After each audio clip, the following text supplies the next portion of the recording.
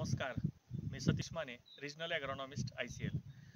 यावर्षी मान्सूनच्या वेळेवर आगमनामुळं पश्चिम महाराष्ट्र असेल, मराठवाडा, विदर्भ या ठिकाणी खरीप हंगामामध्ये उडीद, मूग, सोयाबीन या पिकांची मोठ्या प्रमाणावर लागवड झालेली आहे. पण लागवडीनंतर काही भागामध्ये सतत संततधार पाऊस सोबत ढगाळ हवामान असल्यामुळं आज आपण उडीद पिकामध्ये, तूर पिकामध्ये, उडीद, मूग या पिकामध्ये शाकीय वाढ कमी झालेली आहे.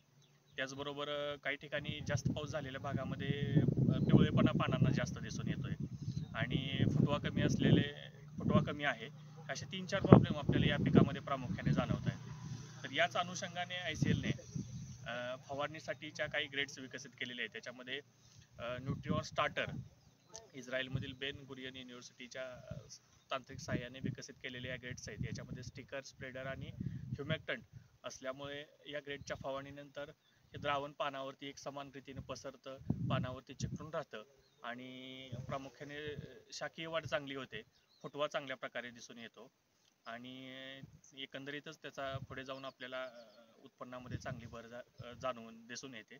तर त्या अनुषंगाने आपण सुरुवातीला लागवडीनंतर साधारण 21 दिवसाच्या आसपास या पिकामध्ये ICL न्यूट्रिऑन स्टार्टर ची शिफारस या ठिकाणी करत आहे. त्याच्यामध्ये 5 ग्रॅम प्रति लिटर पाणी आणि त्यासोबत सिलेक्ट झिंक अर्धा ग्रॅम प्रति लिटर पाणी याप्रमाणे जर दोन्हींची एकत्रित फवारणी केली तर आपल्याला हा पानांचा पिवळेपणा चांगल्या प्रकारे कमी होतो, त्याचबरोबर शाकीय वाढ चांगल्या प्रकारे मिळते आणि डेरेदार फुटवा झालेला दिसून येतो.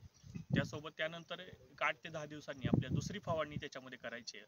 त्याच्यामध्ये न्यूट्रिऑन बूस्टर, त्याच्यामध्ये 8-6-39 अधिक सर्व सूक्ष्म अन्नद्रव्ये, त्यासोबत ॲक्वामरीन, त्याला आपण सीवीड म्हणतो, ते साधारण 1.5 मिली प्रति लिटर पाणी व न्यूट्रिऑन बूस्टर 5 ग्रॅम प्रति लिटर पाणी अशा पद्धतीनं जर आपण या पिकामध्ये 2 फवारण्या 8 ते 10 दिवसाच्या अंतरानं घेतल्या तर आपल्याला खूप चांगल्या प्रकारे झाडाची वाढ, फुटवा, पानांची काळोखी चांगल्या प्रकारे मिळण्यास मदत होईल.